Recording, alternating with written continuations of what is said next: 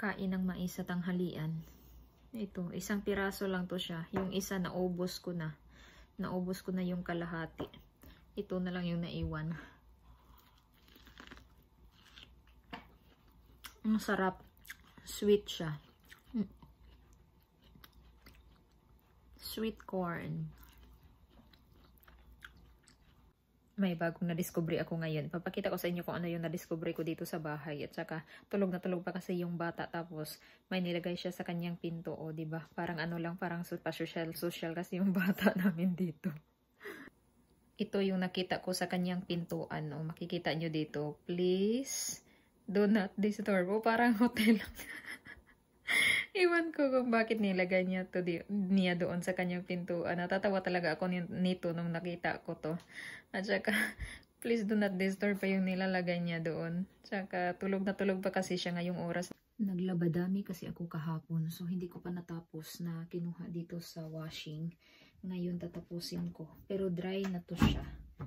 May, ano pa naman ako, may gagawin pa ako ngayon. Parang isang load pa to. Mga towels at saka mga damit ng bata. Kaya kukunin ko itong mga dry dito at ilalagay ko naman yung mga lalabhan natin. So napakadaming mga damit na nagamit namin noong last time na nagbakasyon kami. Parang 9 days yung bakasyon namin at saka napakahabang araw na wala kami dito sa bahay at saka maraming mga gamit na lalabhan ngayon. So ito. Ang dami talaga. Nakalimutan ko pa naman kagabi na maglabas na ako kasi para gamitin ni asawa. Kasi nagtrabaho siya. So, naubusan siya ng kanyang jeans. So, buti na lang 10 o'clock na kagabi at saka naisipan ko na wala pala siyang jeans ngayong araw. So, buti na lang na-remember ko kagabi talaga. Titingnan ko yung aking mga genia sa labas, yung aking mga bulaklak. Iba't ibang sila, iba't ibang mga kulay. Napakaganda nila tingnan ngayon kasi nagbo-bloom na talaga sila at saka meron itong small at saka big na sizes. So, ang ganda nila tingnan. Papakita ko sa inyo kung gaano na sila kalaki ngayon. Napakaganda talaga at saka nag-bloom talaga yung mga bulak nila ngayon at pati si asawa, nagandahan talaga siya sa tinanim ko dito. Ito yung aking zinnia na malaki. Parang to siya, double. So napakaganda niya, 'di ba? Orange at saka ito naman para siyang purple. O 'di ba? Ang ganda-ganda talaga. Nagbo-bloom talaga sila at saka yellow. Tatlong kulay itong isang part na to. Ganyan. At saka ito naman yung mga maliliit. May orange din, may pink. Tsaka meron ditong parang peach. Parang peach siya. At saka dito naman parang pink lahat sila dyan. Pink lahat. At dito naman banda, iba't ibang kulay. May peach, may purple, may orange. At saka iba't ibang kulay. Ang ganda tingnan. Buti na lang umulan kahapon at nadiligan yung aking mga pananim. Kasi ngayon sobrang init.